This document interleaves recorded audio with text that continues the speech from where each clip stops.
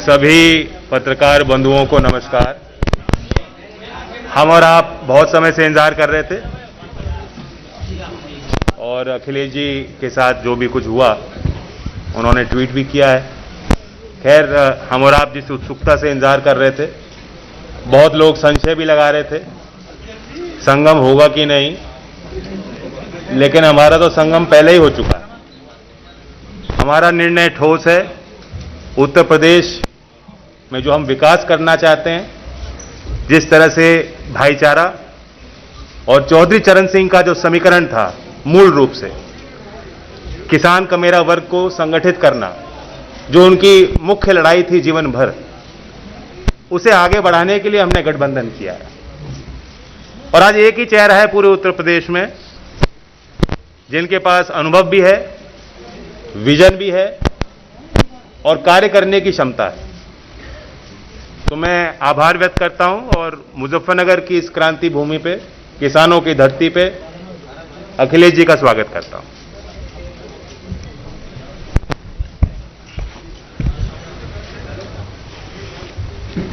मैं सबसे पहले जयंत चौधरी जी और इसके साथ साथ मैं अपनी प्रेस के जितने भी साथी यहाँ उपस्थित हैं, मैं इस विलंब के लिए आप लोगों से क्षमा मांगता हूँ। देरी का कारण मुझे नहीं बताया गया। मैं कई घंटे हेलीकॉप्टर में बैठा रहा, रिफ्यूल कराना पड़ा, उसके बाद मैं आपके बीच में पहुंचा हूं। मैं धन्यवाद देता हूं जिसकी भी कृपा से मैं आपके पास पहुंचा हूं।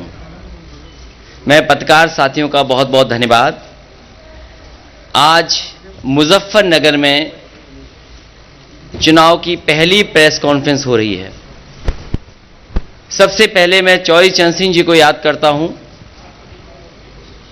चौधरी चरण सिंह जी ने जो रास्ता दिखाया था किसानों को मजबूत करने के लिए, उनको सशक्त करने के लिए, उनकी फसल पैदावार की सही कीमत मिल जाए और किसान का परिवार आर्थिक रूप से कैसे संपन्न हो। चौधरी चरण सिंह जी, बाबा टिकैत जी, नेताजी और अजीत सिंह जी ने लगातार समय समय पर सरकार को जगाने का काम किया। जो सरकारें गूंगी बहरी हो गई थीं, उनको जगाया, उस आंदोलन को आगे बढ़ाने का काम किया। मुझे खुशी है इस बात की कि आज जयंत चौधरी जी और हम लोग मिलकर के उस विरासत को आगे बढ़ा रहे हैं। ये चुनाव जहां किसान के भविष्य का है, नौजवान के भविष्य का है, व्यापार को आगे बढ़ाने का है, वहीं चौधरी चरण सिंह जी की विरासत को आगे बढ़ाने का भी है, जो किसानों को संपन्न बनाना चाहते थे। किसानों के लिए सपना देखा था कि वो संपन्न हों, लेकिन जो हालात हैं, भारतीय जनता पार्टी ने किसानों को कहा कि उनकी आय दोगुनी होगी, फसल समय पर खरीदी जाएगी और भुगतान भी समय पर होगा। लेकिन जिस तरीके से जो 3 कानून लाए गए बिना किसानों की राय मशवरे के, और मैं बधाई देना चाहता हूं किसानों को, उनकी ताकत का एहसास दिलाया। लोकतंत्र में किसानों ने एकजुट होकर के और सब कुछ भूल करके एक साथ खड़े होकर के मजबूर किया सरकार को, और सरकार को अंततः वो कानून वापस लेने पड़े। भारतीय जनता पार्टी आज भी नहीं कह सकती है कि वो 3 कानून क्यों लागू किए थे और 3 कानून क्यों वापस ले लिए। ये वोट के खातिर लिए हैं। इसलिए मैं किसान भाइयों को यहां सावधान करना चाहता हूं कि भारतीय जनता पार्टी ऐसी पार्टी है, बिना बताए भी कुछ ऐसे फैसले और कानून ले आएंगे। इसलिए मैं आरएलडी और समाजवादी पार्टी का गठबंधन है, किसान भाइयों को भरोसा दिलाना चाहता हूं कि कोई भी ऐसे काले कानून उत्तर प्रदेश में कभी लागू नहीं हो पाएंगे, जो भारतीय जनता पार्टी की नीयत है, जो उनकी मंशा है। समाजवादी पार्टी ने बिजली के क्षेत्र में कहा है कि 300 यूनिट मुफ्त होगी, सिंचाई माफ होगी, एमएसपी की खरीद के लिए जो इंतजाम करने पड़ेंगे सरकारी तौर पे किए जाएंगे। वहीं फार्मर्स के लिए कि उनके गन्ने के भुगतान के लिए उन्हें इंतजार न करना पड़े, 15 दिन इंतजार न करना पड़े। Farmers corpus fund, farmers revolving fund budget से देकर के किसानों का समय पर भुगतान करने का काम भी गठबंधन मिलकर के करेगा। लैपटॉप पहले भी बांटा था, फिर बांटेंगे। समाजवादी पेंशन पहले भी दी थी, आगे भी देंगे। और वहीं मैं इस मौके पर याद दिलाना चाहता हूं भारतीय जनता पार्टी को कि कम से कम अब चुनाव आ गया है, अपना संकल्प पत्र तो पढ़ लें। जो जो वादे किए थे, क्या वादे पूरे हुए हैं? उनका हर वादा जुमला निकला, झूठे विज्ञापन दिए, आज भी आंकड़ों की खिलवाड़ कर रहे हैं। और जब भारतीय जनता पार्टी घिर जाती है तो बुनियादी मुद्दों से हट करके काम करती है। मुझे उम्मीद है कि इस क्षेत्र में हमेशा गंगा जमुनी तहजीब, भाईचारा और आपस में मिलकर के नकारात्मक सोच को हमेशा नकारा है। इस चुनाव में भी नकारात्मक सोच को नकारने का काम करेंगे। और मुझे उम्मीद है कि इस बार ऐतिहासिक जीत होने जा रही है। आरएलडी और समाजवादी पार्टी मिलकर के उत्तर प्रदेश से भारतीय जनता पार्टी का सफाया करेंगे।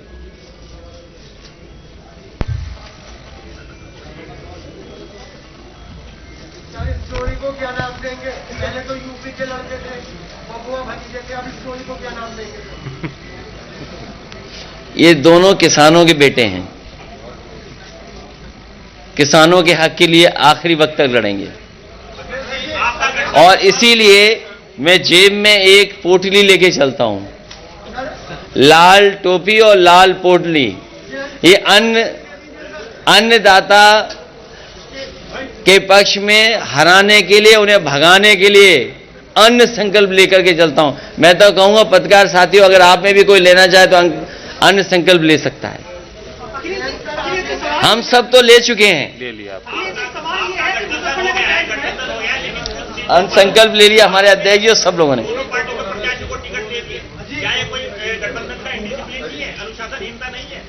कहां पर?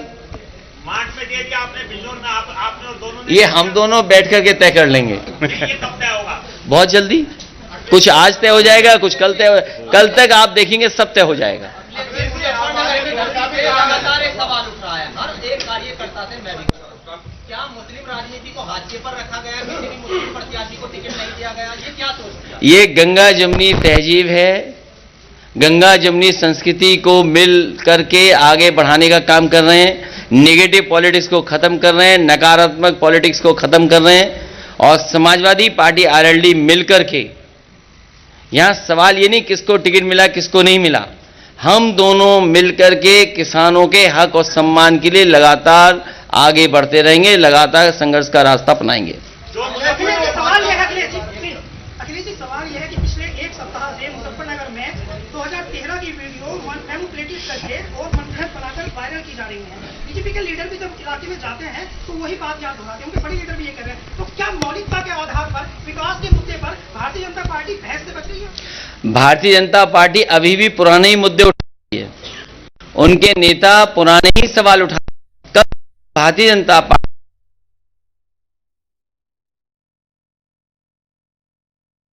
जहां बड़े हैं, आप देखिए क्या हुआ है बिहार में, क्या हुआ है अयोध्या प्रयागराज में, कितने बड़े पैमाने पे नौजवान बाहर निकल करके आए।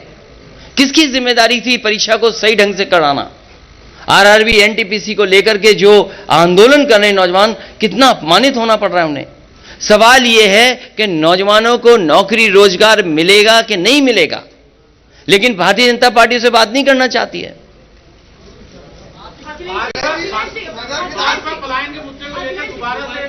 इस बार भारतीय जनता पार्टी का राजनीतिक पलायन होगा। और आपने देखा नहीं हमारे बाबा मुख्यमंत्री का कैसा पलायन हुआ है। वो पहले अयोध्या से टिकट मांग रहे थे, मथुरा से टिकट मांग रहे थे, प्रयागराज से टिकट मांग रहे थे, भारतीय जनता पार्टी ने ऐसा उनका पॉलिटिकल पलायन किया है कि उन्हें घर भेज दिया वापस। इलेक्शन में जिस तरह के घोषित प्रतिबंध है सर, जिस तरह के घोषित प्रतिबंध इलेक्शन पर है, आपको लगता है इस तरह की कल्पना आपने इलेक्शन की थी?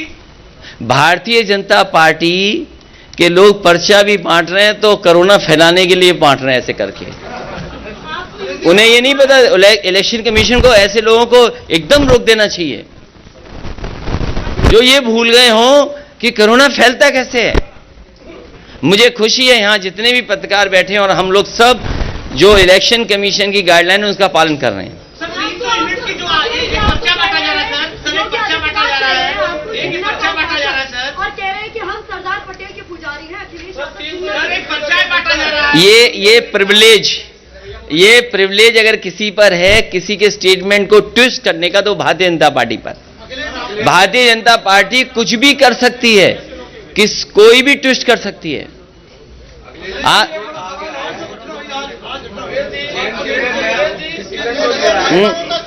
ये तो क्योंकि विभाग मेरे पास नहीं है, विभाग तो केंद्र सरकार के पास है, वही बता सकते हैं। सदर विधानसभा से 2 बार आपने चुनाव लड़ चुके हैं गौरव स्वरूप, आज उनके भाई जो है बंटी स्वरूप को आपने टिकट दिया है, उनके भाई आज जो है उसमें शामिल हो गए भाजपा में, तो क्या कहेंगे आप? चुनाव से पहले बहुत सारे लोग जाते और आते हैं जिन पर व्यापक समर्थन था, जिनके पास व्यापक जन समर्थन, जनता खड़ी थी साथ, वो देखिए समाजवादियों के साथ आए कि नहीं आए। अभी तक उसकी भरपाई भारतीय जनता पार्टी नहीं कर पाई। और भाइयों को तो लड़ाते रहते हैं। किसकी?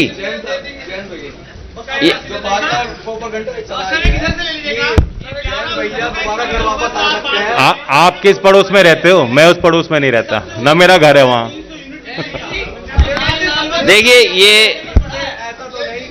देखिए पर्चे पर समाजवादी पार्टी ने बहुत सोच समझ करके और जो एक्सपर्ट हैं, जो जानकार हैं, उनसे राय मशवरा कर करके ये फैसला लिया है कि घरेलू बिजली और आम लोगों के लिए 300 यूनिट फ्री बिजली समाजवादी सरकार और आरएलडी के गठबंधन की सरकार बनने के बाद फैसला लेगी। और मैं इसलिए कह रहा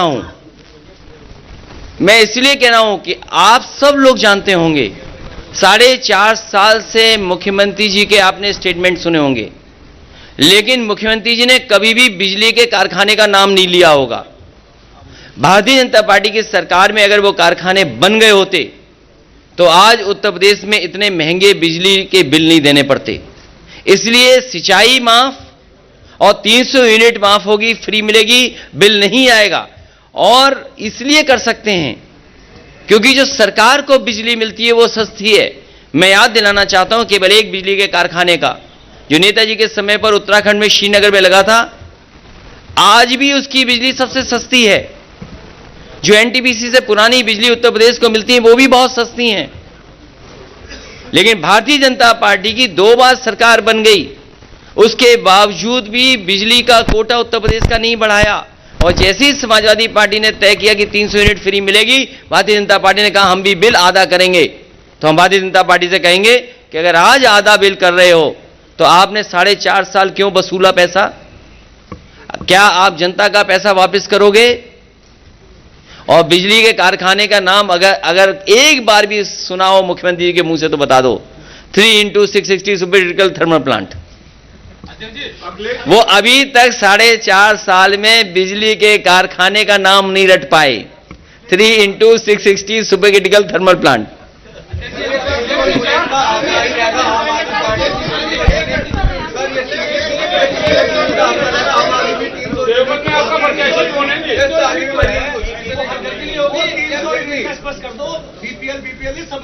सबके लिए है, सबके लिए है।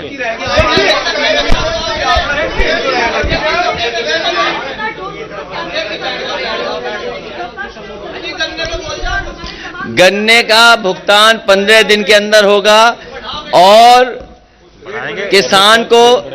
किसान को कभी भी 15 दिन से ज्यादा इंतजार नहीं करना पड़ेगा। कई बार पार्टियों ने ये वादे किए हैं, लेकिन समाजवादी पार्टी ने, अगर आपको याद होगा, जिस समय कारखानों को संकट के से गुजरना पड़ रहा था, उस समय पहली बार 2000 करोड़ बजट से पैसा देकर के किसानों का भुगतान कराया था। इसीलिए मैंने कहा कि फार्मर्स कॉर्पस फंड अगर बनाना पड़ेगा तो बजट से फार्मर्स के लिए कॉर्पस फंड बनाया जाएगा, जिससे किसान को इंतजार न करना पड़े, किसान को चीनी मिल के सामने धरना न देना पड़े।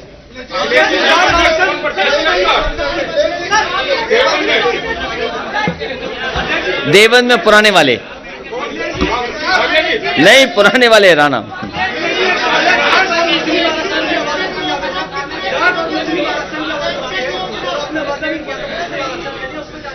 देखिए, ये बड़े सवाल हैं, आरक्षण वाले बड़े सवाल हैं। मूल भावना से नहीं खिलवाड़ होनी है। और जिस समय समाजवादी सरकार थी तो लाभकारी योजनाओं में भी हर वर्ग के लोगों को आबादी के हिसाब से देने का प्रयास किया गया था।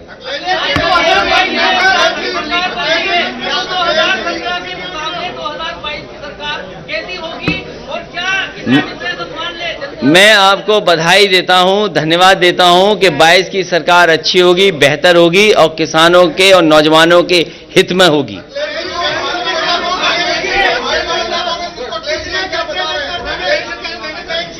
हाँ, मैं आपसे बहुत जिम्मेदारी के साथ ये कि जैसे ही समाजवादी पार्टी कोई अच्छा काम तय करती है या अच्छे काम के लिए फैसला लेती है जनता के लिए, उसी समय मुख्यमंत्री जी की भाषा बदल जाती है।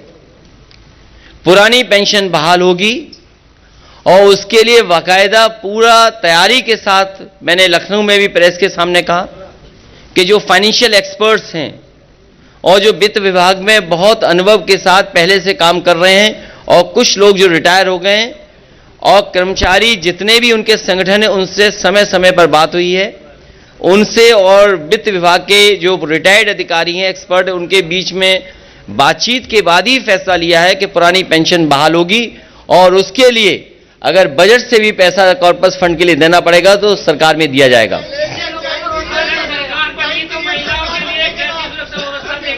महिलाओं के लिए बेहतरीन सुरक्षा होगी, उनके लिए पहले भी सुरक्षा देने का काम समाजवादी सरकार में हुआ था।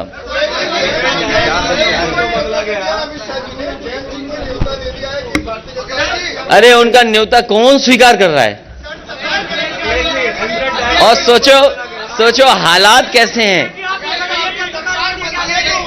देखिए उनके हालात कैसे हैं, हालात कैसे उनके, सोचो न्योता देना पड़ रहा है। और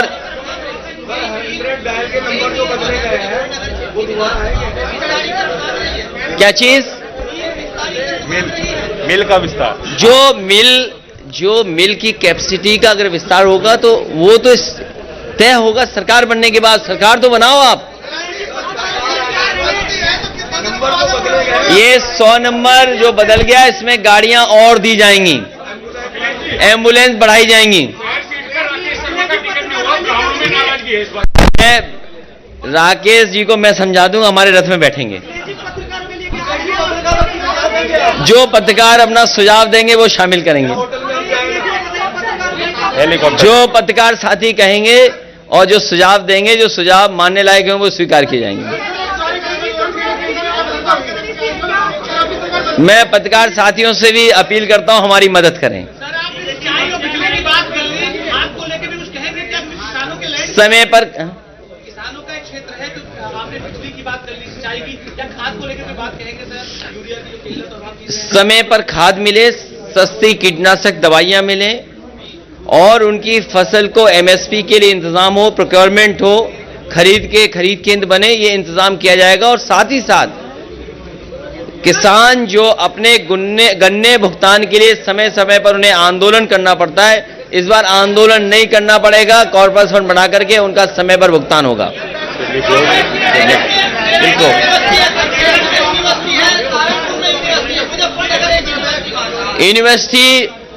यूनिवर्सिटी बनाने में केवल वाइस चांसलर अपॉइंटमेंट करना होता है। आप जहां कहोगे वहां अपॉइंट कर देंगे। आप यूनिवर्सिटी कॉलेज के लिए कोई प्रस्ताव लाएगा, उसको सहमति देंगे। अगर कोई प्राइवेट यूनिवर्सिटी भी खोलना चाहेगा तो सहयोग करेंगे, सरकारी खोलना चाहेगा तो उसमें मदद करेंगे, बना दी जाएगी। मैं जो हमारे पत्रकार साथी कहते हैं यूनिवर्सिटी बननी चाहिए, यूनिवर्सिटी बना देंगे।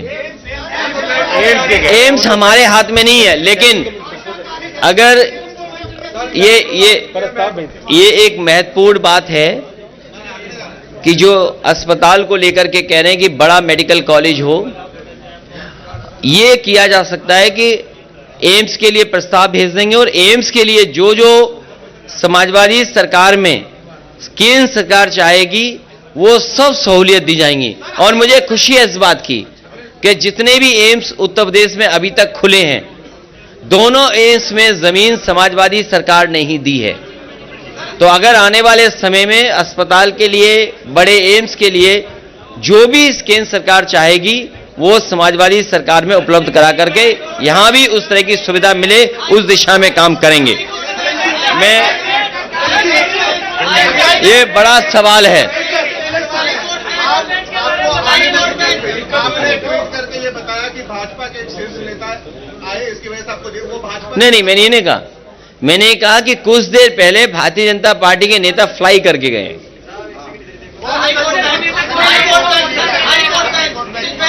इस पे अभी नहीं बोल सकते हैं, सरकार बनने पर हम दोनों तय करेंगे। एक इसी का सवाल है। मैं आपको एक व्यवस्था से संबंधित बात बताना चाह रहा हूं। एक सवाल किया गया था कि चुनाव के नियमों का अनुपालन। कल हमारे बुढ़ाना क्षेत्र के जो प्रत्याशी हैं राजपाल बालियान जी, ऑनलाइन उन्होंने निवेदन किया ईसी में कि एक वीडियो वैन वो चलाना चाहते हैं। एक दिन बीत चुका है, अभी तक उन्हें अनुमति नहीं दी गई, जबकि बीजेपी की वैन आप देख रहे हैं पूरे प्रदेश में चलाई जा रही है। हमारे पार्टी के लोग, गठबंधन के लोग ऑब्जर्वर से मिलेंगे और हमें उम्मीद है कि इस तरह की जो शिकायत है उनका निस्तारण निष्पक्ष रूप से चुनाव आयोग के अधिकारी करें। और मैं आपको बताना चाहता हूं कि कर्मचारियों में बहुत भारी रोष है, नाराजगियां हैं सरकार से और उम्मीद के साथ गठबंधन की तरफ वो देख रहे हैं। ओपीएस की बात अखिलेश जी ने कही है, कई वादे हमने किए। आज स्थिति यह है कि पोस्टल बैलेट की व्यवस्था में अधिकारी उनके वोटर आई कार्ड मंगवा रहे हैं। मैं निवेदन करना चाहूंगा सभी कर्मचारी से, पुलिस कर्मियों से जिनकी वोट पोस्टल बैलेट से पड़नी है, सतर्क रहें। बैलेट पेपर लेकर वोट बना के ही दें। अपने वोटर कार्ड को अधिकारी भी मांगे, उसको ऐसे ना दें। धन्यवाद।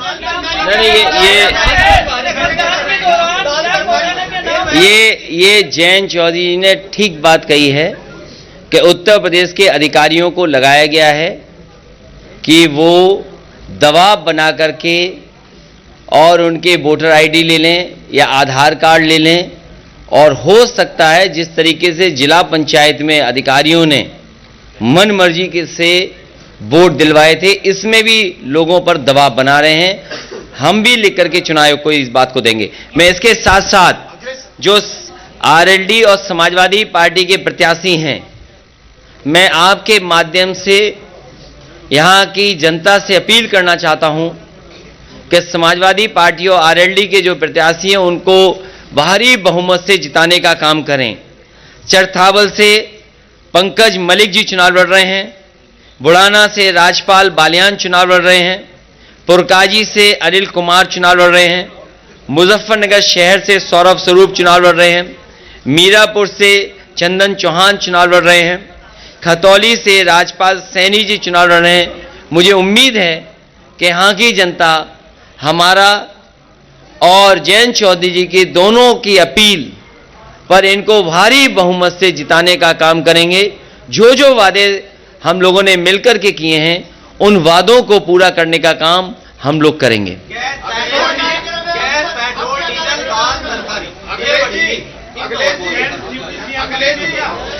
ये जानबूझ करके भारतीय जनता पार्टी लोगों को गरीब बना रही है, जिससे किसान गरीब निर्भर हो जाएं सरकारी राशन पे, सरकारी कड़वे तेल पर। और मैं आपको भरोसा दिलाता हूं, हमारे पत्रकार साथी ने जो कहा है कि जो महंगाई हुई है सरसों के तेल की, आप भी प्रचार के माध्यम से रिफाइंड तेल मत खाइए।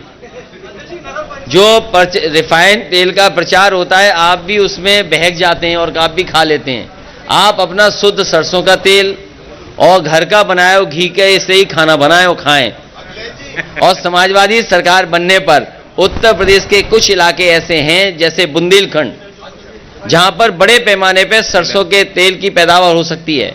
मैं जब बुंदेलखंड गया था तो मैंने कहा था कि सरकार के अलग से अगर हमें सरसों के तेल की पेराई के लिए कारखाने लगाने पड़े तो लगाएंगे, जिससे कि हमारा बुंदेलखंड के किसान को भी लाभ पहुंच जाए और उत्तर प्रदेश को कम से कम सस्ता सरसों का तेल उपलब्ध हो जाए खाने के लिए।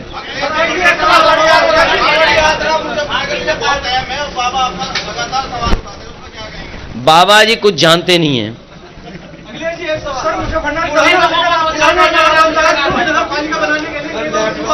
ये बहुत छोटा काम है, बड़ा काम करेंगे। मैंने पिछली बार भी कहा था जब आरएलडी और समाजवादी पार्टी के कैराना का चुनाव जीते थे और मैं सहारनपुर आया था, तब भी मैंने कहा था कि कम से कम इस हिस्से को एक्सप्रेस वे से जोड़ा जाएगा, जिससे कि लखनऊ पहुंचने में आपको कम समय में पहुंचा जा सके।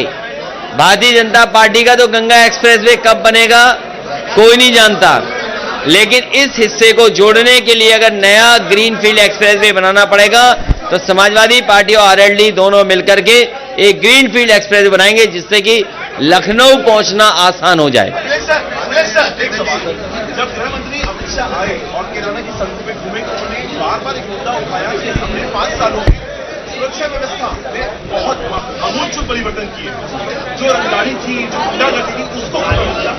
जाहिर तौर पर निशाना अपनी सरकार पर था, पूर्ववर्ती सरकार। मैं ये कह सकता हूं कि जिस विभाग के वो मंत्री हैं उस विभाग के आंकड़े उनको पलट करके देखना चाहिए, और जब उसके आंकड़े देखेंगे तो पाएंगे कि सबसे खराब कानून व्यवस्था में अगर कोई प्रदेश है तो उत्तर प्रदेश है।